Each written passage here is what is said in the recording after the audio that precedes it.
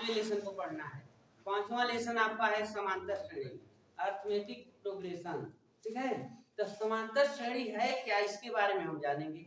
उसके बाद हम इसके प्रश्नों को सॉल्व करेंगे। तो सबसे पहले तो यह जानना है कि ये है क्या, समांतर श्रेणी है क्या। तो श्रेणी में बाबू यहाँ पर बता रहा है कि अनुक्रम, सीक्वेंस होते हैं। तो सीक्वेंस क्या है, ठीक है, सीक्वेंस को जानेंगे।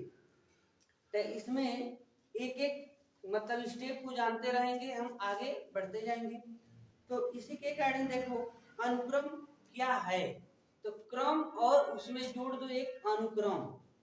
मतलब कोई भी अगर आप संख्या लेते हैं तो उस संख्या में कोई एक फिक्स पॉइंट, एक फिक्स नंबर प्लस करते जाते हैं या माइनस करते जाते हैं, तो जो आगे की संख्या प्राप्त होती है वही आपका अनुक्रम कहलाता है। एक सेट कहलाते हैं, समुच्चय कहलाते हैं। जैसे मान लो आप 1 लिए, 1 में 1 प्लस करो 2 मिल जाएगा, 2 में 1 प्लस करो 3 मिल जाएगा, 3 में 1 प्लस करो 4 मिल जाएगा। मतलब आपको एक फिक्स नंबर ही प्लस करना है, ये नहीं कि कभी 1 प्लस कर रहे हैं तो कभी 5 प्लस कर लेंगे, तब गलत हो जाएगा। यानी एक निश्चित संख्या को आपको ऐड करना है या निश्चित संख्या ही आपको घटाना है। तो उस कंडीशन में जो श्रेणी प्राप्त होती है, क्रम प्राप्त होते हैं, उनको हम अनुक्रम कहते हैं। ठीक है, जैसे यहाँ हम नोट कर देते हैं आपको, देखो अनुक्रम, ठीक है, कह रहा है संख्याओं का ऐसा विन्यास, संख्याओं का कहलाता है। ठीक है बाबू, देखो यहाँ पर आप कंफ्यूज नहीं होंगे। कह रहा है कि संख्याओं का ऐसा विन्यास, विन्यास का तात्पर्य हो गया कि जो पद की बात कर रहे हो, जो टर्म ले रहे हैं, वो विन्यास है। उसके लिए जो टर्म है वही विन्यास है। मतलब आपने नोट किया 1 के बाद 2 आ गया, 2 के बाद 3 आ गया, तो एक एक टर्म, एक एक पद जो है ये विन्यास ऐसे कर सकते हो। ठीक है, तो करेक्ट ऐसा विन्यास जिसमें एक निश्चित संख्या को जोड़ते या घटाते हैं। अब यहाँ पर देखो, यहाँ 1 2 3 ऐसे आ रहे हैं नंबर। अगर हम ऐसे लिखें 1 1 0 -1 -2 -3, तो यहाँ पर ये दर्शाने का कोशिश किया गया है कि हम फर्स्ट नंबर में 1 प्लस किए हैं तो 2 मिल गया, अब इस 2 में 1 प्लस किए तो 3 मिल गया, अगर हम 3 में 1 प्लस करते हैं तो 4 मिल जाएगा। तो एक ऐसी संख्या 1 है, इसको हम पूर्व नंबर में पहली वाली संख्या में ऐड करते जा रहे हैं। यहाँ आ जाओ 1, तो 1 में हम 1 माइनस किए तो 0 मिल गया, 0 में 1 माइनस किए -1 मिला, -1 में -1 किए -2 हुआ, -2 में हम 1 को माइनस किए -3 हुआ, -3 में अगर 1 को माइनस करते हो -4 होगा। मतलब नीचे वाले जो पद प्राप्त हो रहे हैं आपका एक माइनस करने पर प्राप्त हो रहा है, और ऊपर का जो टर्म है सीरीज है वो प्लस करने पर प्राप्त हो रहे हैं। ठीक है, तो वही बात है यहाँ पर हमने नोट किया कि अगर ऐसी संख्याओं का एक ऐसा विन्यास हो, क्रम हो, जिसमें एक निश्चित संख्या को जोड़ने का काम करें या घटाने का काम करें, और उससे जो क्रम हमको प्राप्त हो जाता है उस क्रम को हम अनुक्रम कहते हैं। ठीक है, तो अनुक्रम का ये तात्पर्य होता है। जैसे आप इसको हटाते हैं, जैसे यहाँ देखो हमने यहाँ लिखा 1, अब 1 में आप एक नंबर, चलो 2 फिक्स कर लेते हैं, हम 2 को ऐड करेंगे। ठीक है, तो 1 के बाद इसमें 2 ऐड करो, क्या मिलेगा 3, 3 में 2 ऐड करो 5, 5 में 2 ऐड करो 7, 7 में 2 ऐड करेंगे 9, 9 में 2 ऐड करेंगे 11। यानी यहाँ पर ऐसे पद क्रम प्राप्त होते जा रहे हैं। तो आपसे पूछा जाएगा कैसे प्राप्त हुआ, क्यों मिला, तो आप कहेंगे कि यह एक जो नंबर, पहला नंबर 1 है, हमने 2 को ऐड किया, ठीक है। या कह सकते हैं कि पहले वाली संख्या में यानी पूर्वत नंबर में, ठीक है, 2 जोड़ने से प्राप्त, यानी ये अनुक्रम हुआ है। ये अनुक्रम कब प्राप्त हुआ, यानी अपने से पहले वाली संख्या में 2 जोड़ने से प्राप्त हुआ है। आओ देखो, पहली संख्या यह थी, इसमें 2 जोड़े तो हमको 3 मिला। तो अब इस संख्या में हमने पूर्व वाले नंबर में 2 प्लस किए तब यह मिला, इसमें 2 प्लस किए तो यह मिला। यानी लिख सकते हो अपने से पहले वाली संख्या में 2 जोड़ने से प्राप्त क्रम, ठीक है, क्रम है जो अनुक्रम कहला रहा है। अगर ऐसे बात करें कि फर्स्ट हो गया, सेकंड, अगर हम सीरीज लेते हैं तो अब देखो यहाँ पर जैसे हमने लिखा 1, वहां क्या किया गया था, 2 प्लस किया गया था ना। अब फिक्स पॉइंट मान लो 3, तो चलो इसमें 3 को प्लस करो, 1 में 3 ऐड करते हैं, ठीक है, तो क्या मिल जाएगा 4, 3 ऐड करो, 3 ऐड करो तो यहाँ पर 10, हाँ। उसके बाद ऐसे हो रहा है ना, तो आप यहाँ कर सकते हैं, यही बात लिखेंगे, ठीक है। अपने से पहले वाली संख्या में 3 क्या करने से, 3 जोड़ने से यह न प्राप्त होगा। अगर ऐसा कर दें, कुछ भी हो सकता है, कोई जरूरी नहीं कि हमेशा प्लस करने का ही बात किया जाएगा, गुणा भी कर सकते हो। 1 में 3 से मल्टीप्लाई कर दो तो 3 में 3 से मल्टीप्लाई कर दो, 3 से मल्टीप्लाई कर दो, 3 से मल्टीप्लाई कर दो, तो ये भी एक अनुक्रम आपका प्राप्त हो गया।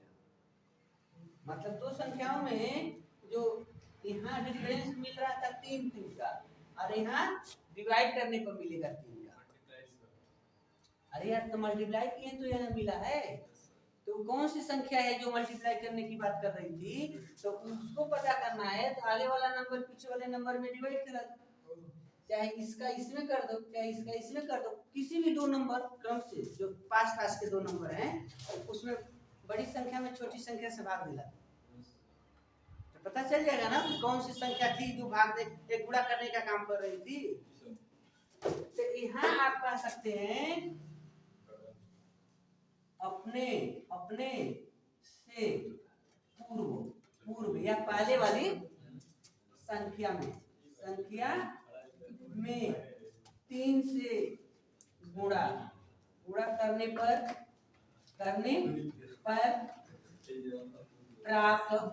प्राप्त अनुक्रम के रूप का है, ठीक है। तो इस तरीका से आप क्या प्राप्त कर सकते हैं, अनुक्रम प्राप्त कर सकते हैं, ठीक है। और अगर बात करें माइनस, चलो माइनस के लिए भी अगर देखना चाहते हो तो माइनस का भी कंडीशन आप रख सकते हैं। जैसे मान लो अगर हम 3 से शुरू करते हैं, चलो इसमें 2 माइनस करो, 3 में 2 माइनस करेंगे तो क्या मिलेगा 1 में 2 माइनस करो, जब 1 में हम 2 माइनस करेंगे तो -1 मिलेगा ना। तो यहाँ पे लिखना है -1। अब -1 में 2 माइनस करो, -3, या -3 2 माइनस करो, -5 2 माइनस करो, -7, ऐसे मिलता गया, ठीक है, घटते क्रम में। तो आप लिखेंगे अपने से पूर्व वाली संख्या में क्या किया गया है, 2 को जोड़ने पर। अब लिखो, देखो कहोगे कि सर जी जोड़ने की बात काहे करते हैं। अगर हम यहाँ पर लिखे होते +2 तब लिखे होते घटाने पर, हमने कर दिया -2 तो जोड़ने पर। तो जोड़े जा रहे हैं तो माइनस को ना लेके जा रहे हैं, इसलिए वो माइनस करता चला। अगर ये वीडियो आपको अच्छा लग रही हो तो बहुत लाइक जरूर करिएगा। जिंदगी एक पहेली है, तो कभी दुश्मन तो कभी सहेली है। तो इस पल में आप इस क्रम को पढ़ते जा रहे हैं, तो ऐसा नहीं है कि आपको याद ही होता जाएगा, भूल भी सकते हैं, याद भी कर सकते हैं, समझ भी सकते हैं, और कुछ पलों के बाद भूल भी सकते हैं। इसीलिए जिंदगी एक पहेली है, और कभी दुश्मन तो कभी सहेली है, कभी साथ देगी, कभी नहीं भी दे सकती है। तो हम चाहेंगे कि आपको ये पूरा वीडियो अच्छा लग रहा हो तो लाइक जरूर करिए। एक लाइक आपकी मेरे लिए क्या होगी, गुरु दक्षिणा होगी।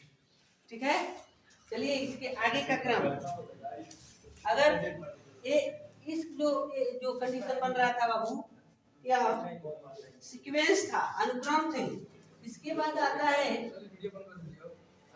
कि जो अनुक्रम के पद हैं, अनुक्रम के पद अलग अलग हैं, लेकिन जब उनके बीच में हम प्लस या माइनस का सिंबल का यूज कर देते हैं तो वो श्रेणी कहलाती है। कह रहा है कि किसी किसी किसी अनुक्रम, जैसे 1 के बाद 3 के बाद कितना, क्या प्लस किए, दोनों प्लस कर रहे हैं, 5 7 9 11। अब देखो यहाँ पर जो ये हमारा अनुक्रम है, क्यों, अब देखो इन दोनों पदों के बीच में हम कॉमा लगाए हैं, कॉमा का प्रयोग किए हैं, यानी यह पद अलग है, यह अलग है, सब अलग अलग पद है। लेकिन यहाँ पर ये कह रहा था कि जो अनुक्रम के पद होते हैं उनके बीच में हम प्लस का यूज या चाहे माइनस का यूज करते हैं। तो आओ कर दो, कॉमा हटा दो भाई, कॉमा को हटा देना है, और इनके बीच में प्लस लिख दो। ठीक है, तो अब यह हो जाएगा श्रेणी, श्रेणी है। ठीक है, ये सीरीज बन गया, मतलब किसी एक सीरीज में चलना है ना आपको। तो सीरीज का एक तात्पर्य होता है पॉजिटिव, यानी आगे की तरफ बढ़ते चले जाओ, एक दूसरे को जोड़ते जाओ, एक जुड़े रहना, तो सीरीज कहलाता है। ठीक है, यहाँ पर अगर माइनस की बात करें, अगर कोई नंबर है जैसे 1 3 9 27 और 81, ऐसे ऐसे थे। ठीक है, अब तो इनके बीच में माइनस का प्रयोग कर लो, क्या करना है, कुछ हो तो मिलेगा। चलो ये भी क्या बन गया, श्रेणी बन गया। लेकिन यहाँ देखो हमने डॉट डॉट का यूज कर दिया, लेकिन मतलब इसमें और सारे पद आने वाले हैं। हाँ, इन्फिनिटिव पद है, कितने टर्म है इसमें बाबू, इन्फिनिटिव है, अनंत है। लेकिन अगर कोई आप अगर ऐसे रख ले तो 5 10 15 और 20, इसमें कुल कितना, इतना ही पद रहने देते, चलिए रहने प्लस प्लस प्लस। तो बताओ, तो ये भी तो श्रेणी में है। अब इसके पदों को आप नहीं काउंट कर सकते हैं, इनके पदों को काउंट कर सकते हैं। यहाँ पर इसमें कितने पद हैं, कितने टर्म दिए गए हैं, नीचे वाले में कितने टर्म हैं, 4 गो हैं। तो आप कह सकते हो इसमें 4 पद है। आ जाओ इसमें तीसरे वाले देखेंगे, एक तीसरे उदाहरण में पहला पद क्या है भाई, पहला पद क्या है तीसरे उदाहरण में, देखो 5। ठीक है, आने दो। और तीसरा पद क्या है, तीसरा पद क्या है, 15 हो गया। अगर ये कहें कि दूसरे उदाहरण में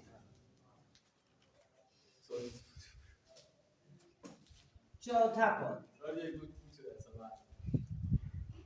पद क्या है बताओ पहले, दूसरे में चौथा पद क्या है, -27 माइनस के साथ बोले। ठीक है, तो इस तरीका से आप इसमें पद के बारे में बताएंगे, क्योंकि हम पद को अब समझ लेंगे तब हम अपने वो चैप्टर पर चल पाएंगे, समांतर श्रेणी जब पढ़ेंगे, ठीक है। अगर पदों को नहीं समझ पाएंगे, उसमें कैसे जुड़ रहे हैं या नहीं जुड़ रहे हैं, तो आप समांतर श्रेणी को नहीं समझ पाएंगे। श्रेणी दो प्रकार की होती है, इसको देखकर आपको लग रहा है ना श्रेणी कितने प्रकार की है। ध्यान से देते हैं, श्रेणी जो है हमारी, जो सीरीज है बाबू, 2 टाइप्स का है, 2 प्रकार। जिस श्रेणी के पदों को आप काउंट कर सकते हो, ठीक है, जिन श्रेणी के पदों को आप काउंट कर सकते हैं, लिख देते हैं, जिस श्रेणी के पद को गिना जा सके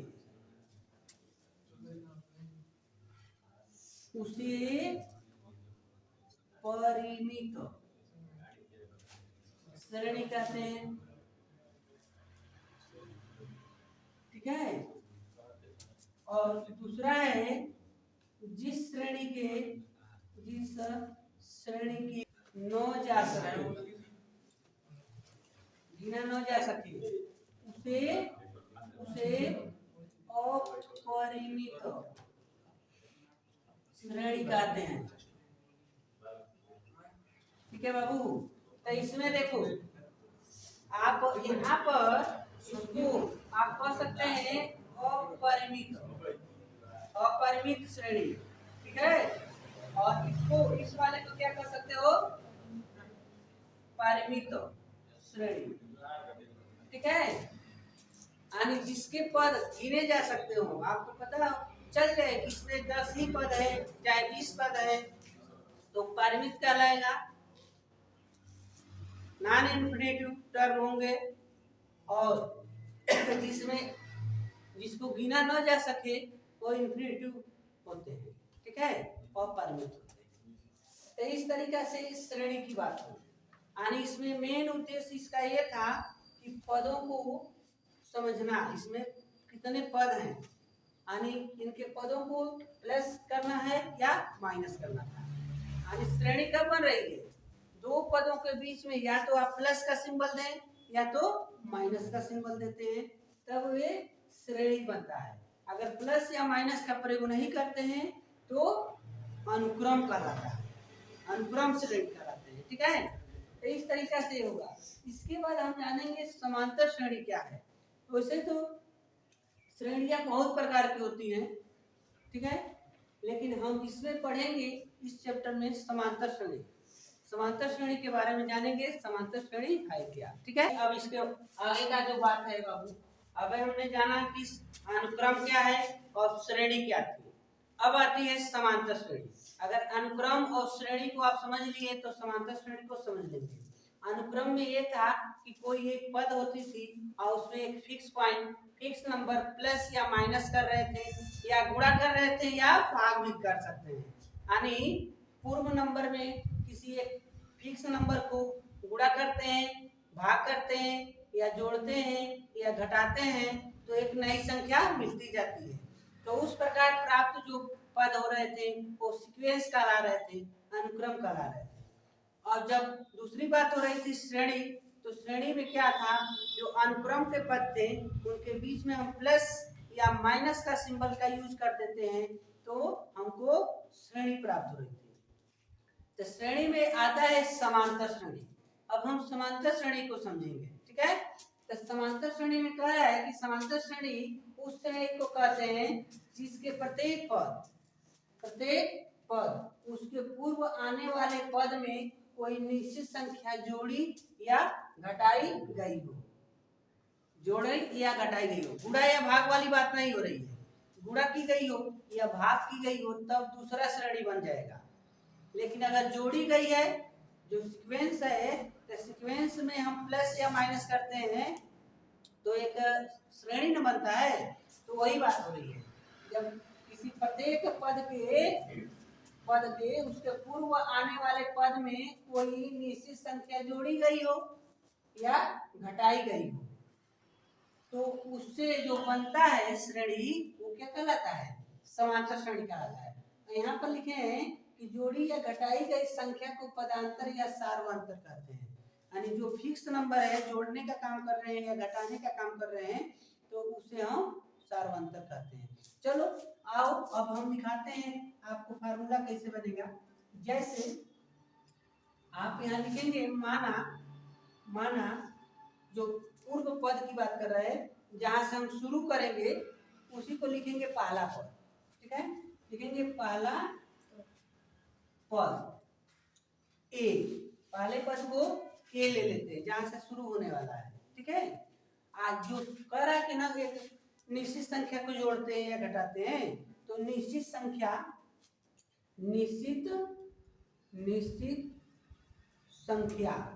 जिसको क्या कहते हैं, सार्वंतर।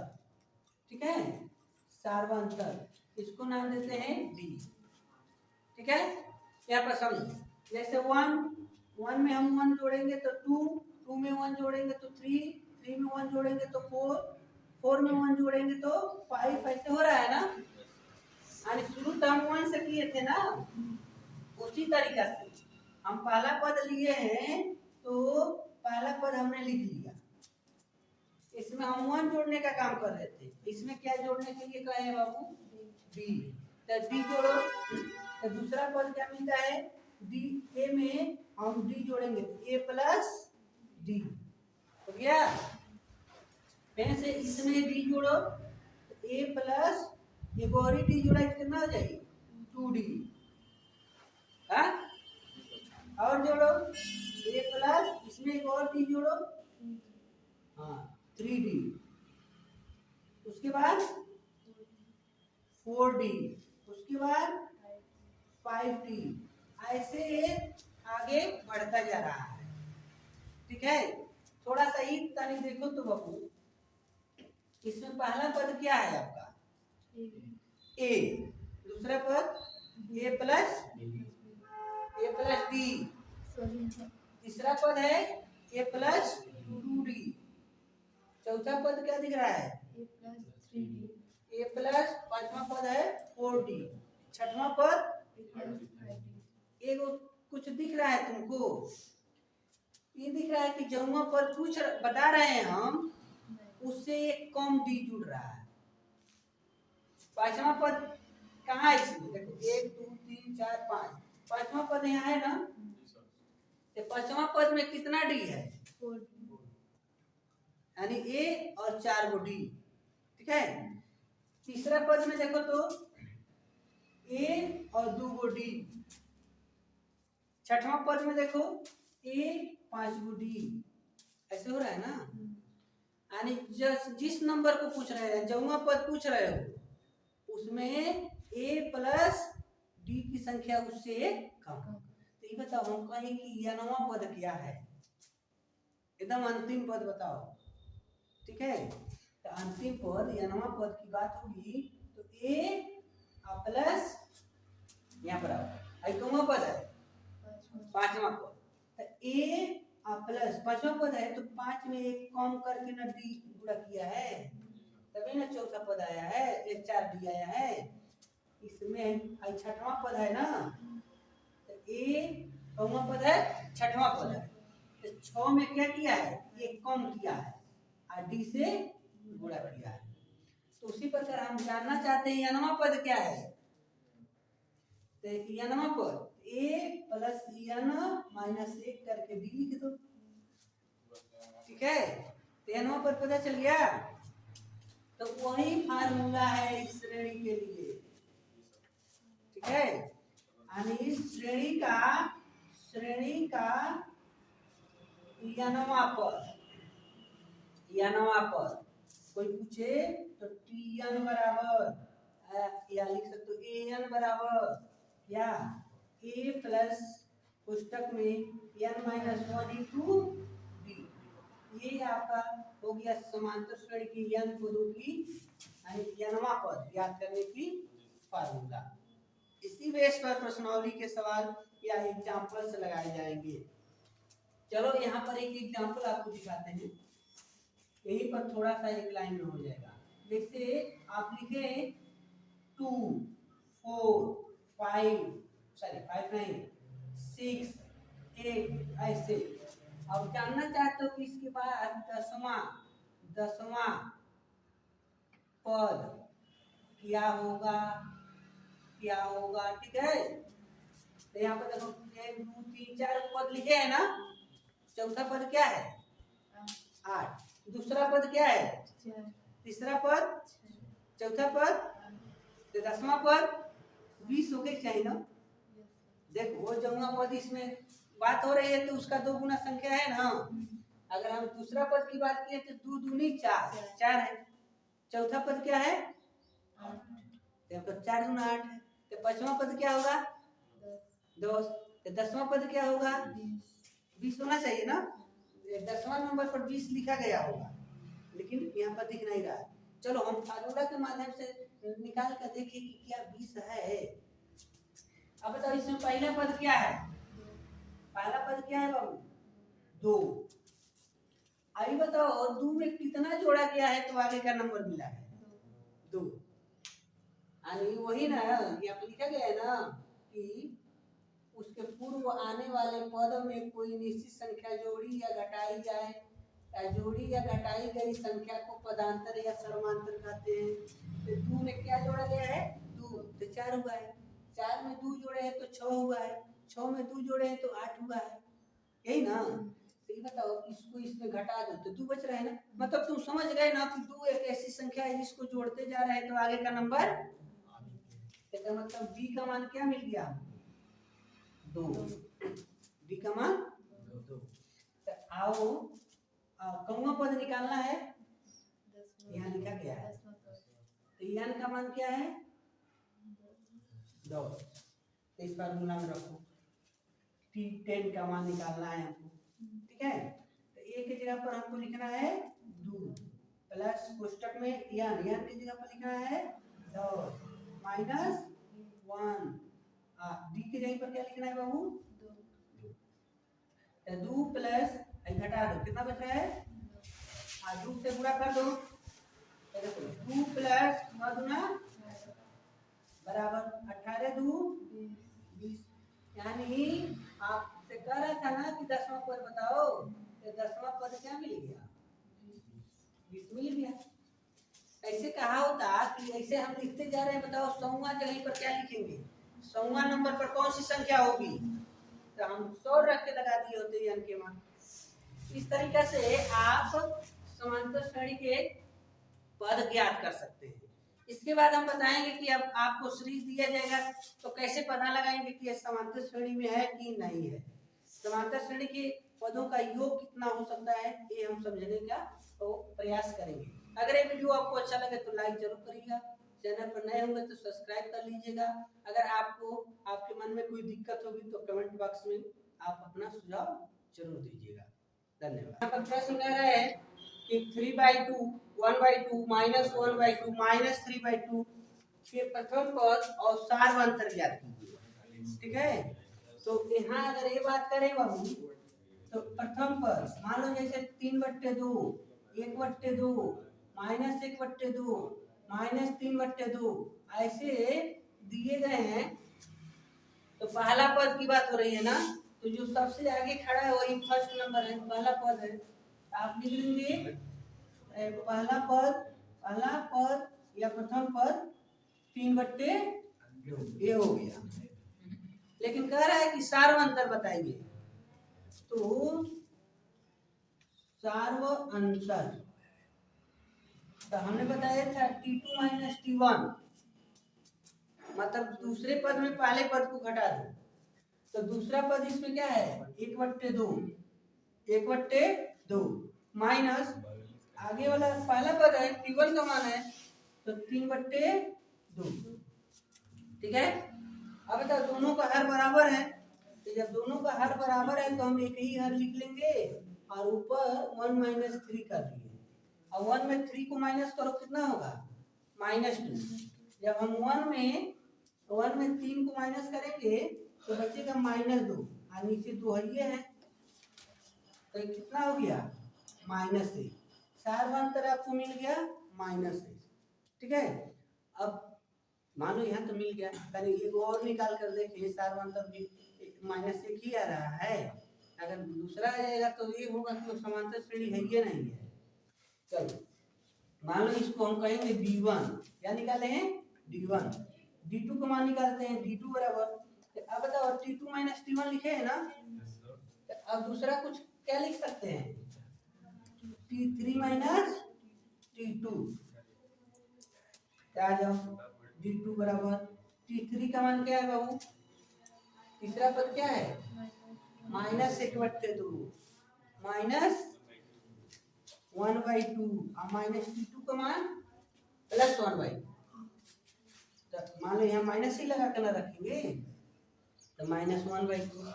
अब बताओ इसमें भी दोनों का हर बराबर है, जब दोनों का हर बराबर है तो एक हर लिखेंगे और ऊपर के नंबर देखो देखो -1 है, आई अभी -1 लिखेंगे तो यहाँ -2 हो गया, ऊपर ऊपर क्या हो गया -2 और नीचे है -2, इसका मतलब हो गया है।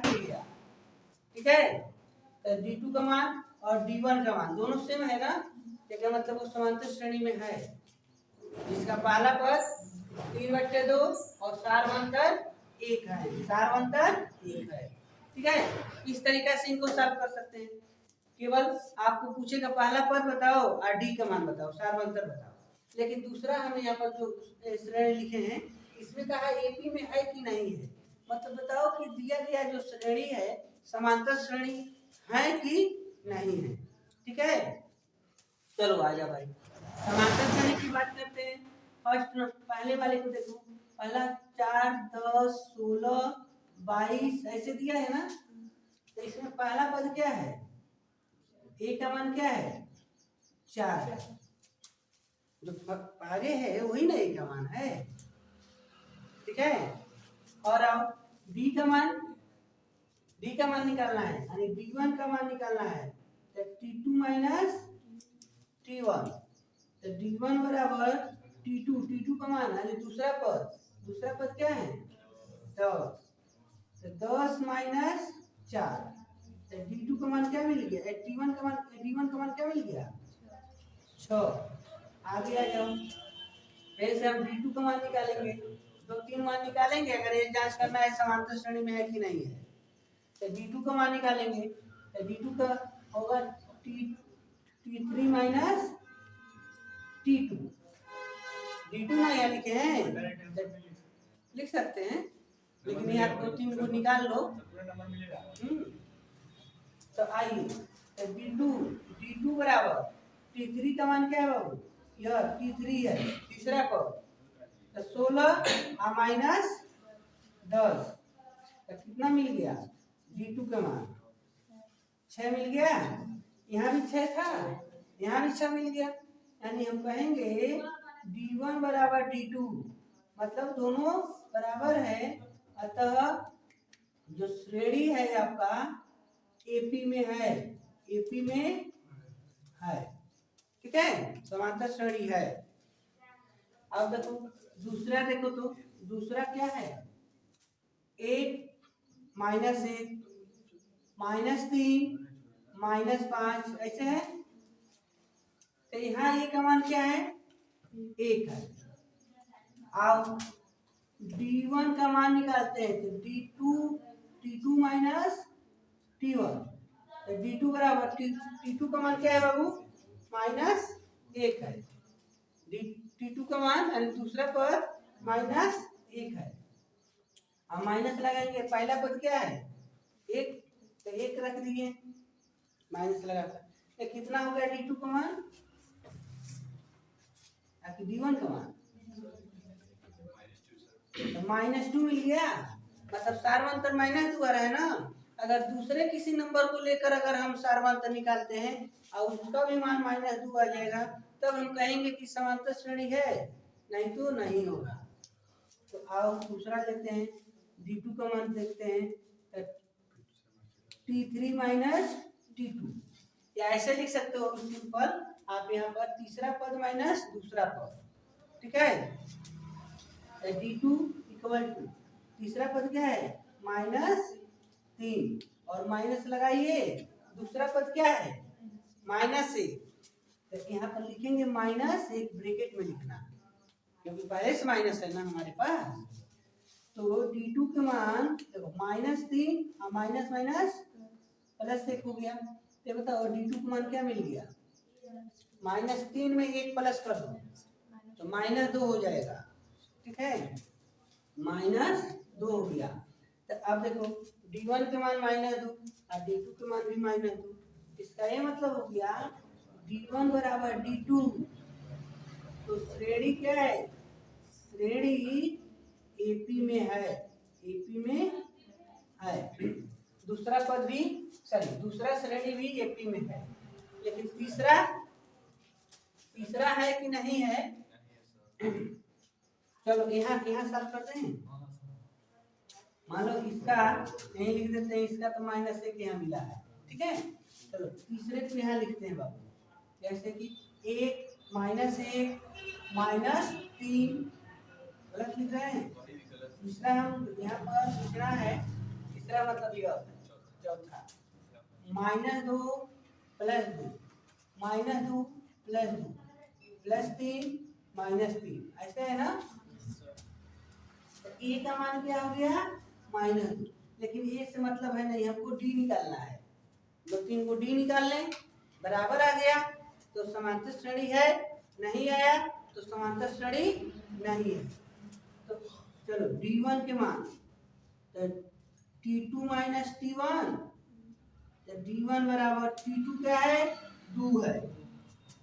आप माइनस लगाइए, T1 क्या है? -2 है, तो माइनस यहाँ रखेंगे तो प्लस हो जाएगा ना। ये क्या हो गया? 4। D1 के मान 4। आगे आओ D2 निकालते हैं, T3 - T2। ठीक है, मतलब तीसरा पद में हमको दूसरा पद हटाना है।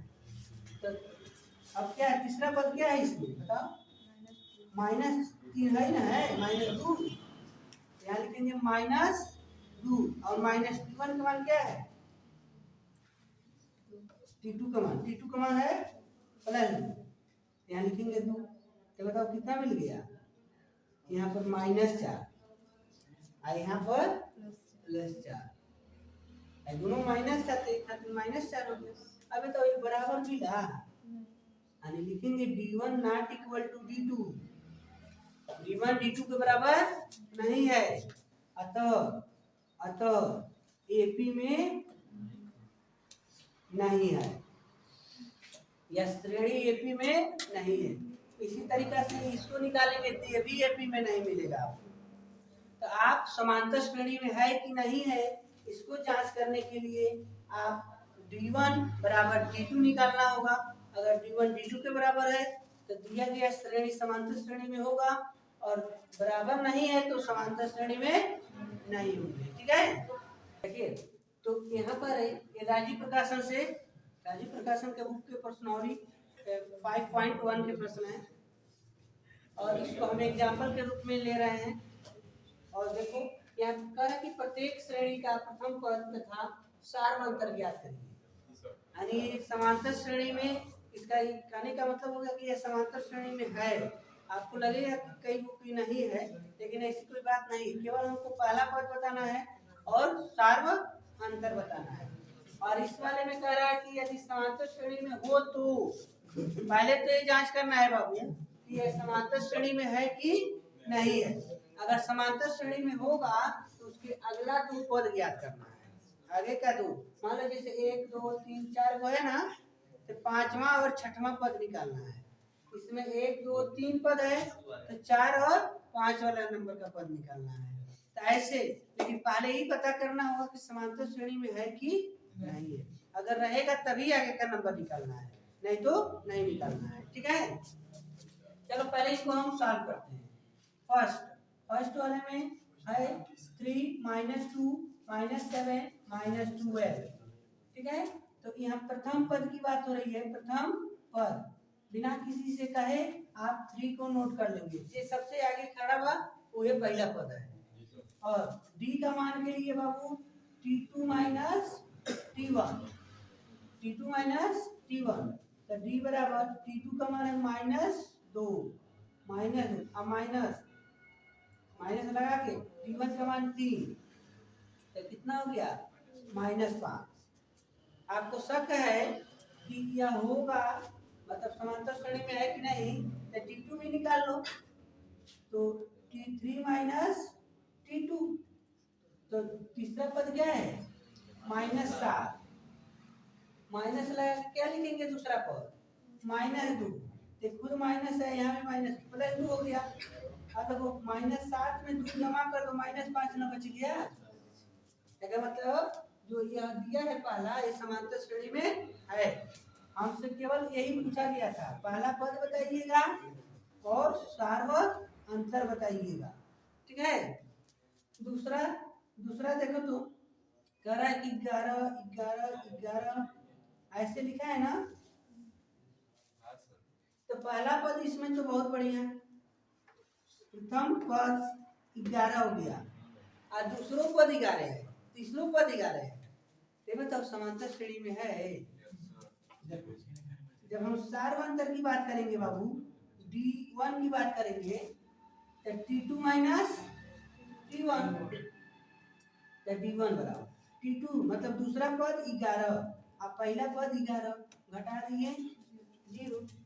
अगर हम दूसरा D निकालते हैं तो T3 माइनस T2, तो तीसरा पद भी 11 और दूसरा पद 11 घटा दिए तो 0। कोई बात नहीं, 0 ही आया तो क्या, लेकिन देखो D1 का मान 0 और D2 का मान 0 दोनों बराबर है ना, हाँ है, ठीक है। यानी फिक्स नंबर क्या जोड़ा गया है इसमें 0 जोड़ा गया है, ठीक है, ये भी एपी में है। उसके बाद इसको देखो यहाँ पर तीसरे में, तो तीसरे में पहला पद क्या है, पहला पद 5 सही 1/2, 5 साइड 1/2, ठीक है। अब T1 का मान निकालो तो T2 माइनस T1, तो T2 का मान है यह बाबू 9 सही 1/2 और T1 का मान है 5 सही 1/2।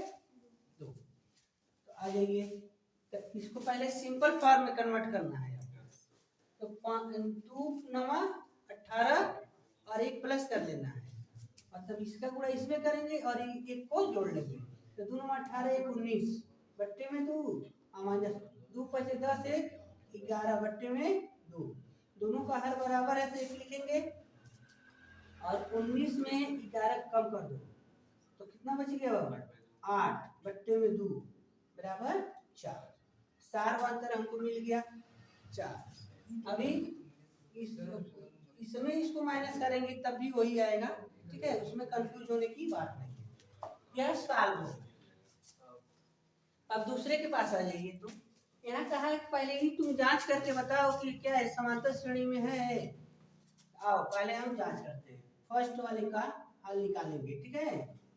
तो बताओ D1, हम सबसे पहले D1 निकालेंगे, तो D1 बराबर क्या होता है D2 माइनस T1, ठीक है। तो D1 का मान तो T2 माइनस T1, तो यह लिखेंगे काड़ी में 12 माइनस काड़ी में 3, तो घटाओ घट जाएगा, काड़ी में 12 को क्या लिख सकते हो, काड़ी 12 को 2 दूनी 4 3 12, काड़ी में 3 है, तो यहाँ से पेयर बन जा रहा है, 2 बाहर कर देंगे काड़ी में 3 और माइनस काड़ी में 3, मान लो जिसका पेयर होता है उसको बाहर लेते हैं ना। अब घटाओ तो काड़ी में 3 बच रहा है, 2 को काड़ी 3 में 1 काड़ी 3 माइनस 3 काड़ी 3 बचेगा ना। D2 निकालो, D2 का मान क्या है बाबू T3 minus T1 sorry T2, तो D2 बराबर काड़ी में 27 माइनस काड़ी में 12, तो इसको लिखो 3 3 9 9 3 अब 12 को लिखेंगे 2 2 4 3 12, इनका यहाँ पेयर बन गया और इसमें इनका पेयर बन गया, इनका पेयर बन रहा है उनको हम बाहर लिखेंगे, ठीक है। तो D2 बराबर 3 काड़ी में 3, ये बाहर हो गया ये अंदर रह गया, और इसमें यह बाहर हो गया, काड़ी 3 अंदर आ गया। तो घटा दो भाई, कितना बच रहा है?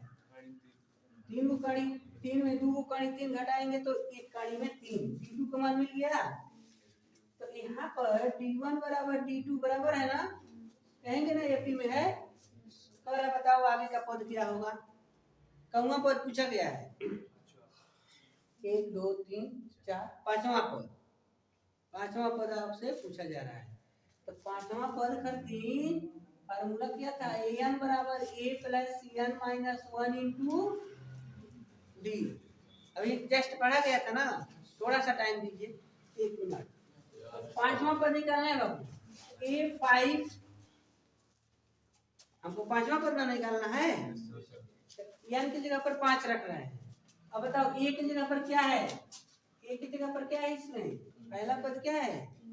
काड़ी में 3, तो काड़ी में 3 प्लस ब्रैकेट में कौन पद निकल रहे हो, तो 5 माइनस 1, डी का मान क्या मिला है? काड़ी में 3, तो डी के जगह पर काड़ी में 3, तो a5 का मान काड़ी में 3 आप प्लस से घटा दोगे तो कितना होगा? 4 काड़ी में 3, तो कितना होगा इन्हें? 5 काड़ी में 3, पांचवा पद मिल गया, 5 काड़ी में 3। अगर तुम सोचोगे काहे ना इस तरह कैसे मिल रहा है, तो 5 को अंदर भेजो काड़ी से। ये बताओ काड़ी के अंदर 2 जने ना बाहर आवत है तो 1 हो जा रहा है, तो बाहर का आदमी अंदर जाएगा तो 2 गुना हो जाएगा, 2 टाइम्स। देखो ऐसे 5 अंदर जाएगा तो काड़ी में 5 गुणे 5 हो जाएगा, 30। कितना हो गया भाई? 25 3 75। तब यहाँ पर हम काड़ी में 75 लिखेंगे। तनी शॉर्ट फॉर्म बताओ तो छठवां पद कितना होगा? अच्छा ये बताओ छठवां पद को a प्लस 5 डी लिख सकते हो ना? यहाँ पर देखो पांचवा पद था, तो पांचवा पद a प्लस 4 डी आया था ना, तो हमको छठवां पद a प्लस 5 डी, 10वां पद a प्लस 9 डी, 11वां पद a प्लस 10 डी, एगो कम बताना है डी। तो यहाँ पर डायरेक्ट आप लिख सकते हो काड़ी में 3 प्लस 5 काड़ी में, ठीक है। अब कितना हो गया जोड़ के बताओ? 6 काड़ी में 3, अगर है अंदर नहीं है तब 6 गुणे 6 गुणे काड़ी में कितना होगा? 36 3 आएगी, 36 का गुणा हम क्यों ना कर लेंगे, 3 में कर देंगे, ठीक है। 36 36 18 और 3 9 10 108। इसका मतलब इसके बाद का नंबर हो गया काड़ी में 108। 2 पद निकालना था। तो इस तरीके से पहले आपको जांच करना है कि d1 d2 के बराबर है कि नहीं है। अगर d1 d2 के बराबर है तब आगे का 2 पद निकालेंगे, अन्यथा नहीं निकालेंगे। आपके लिए ये होमवर्क है, ठीक है। अगर ये वीडियो आपको अच्छा लगे तो लाइक जरूर करिएगा, चैनल पर नए होंगे तो सब्सक्राइब जरूर कर लीजिएगा।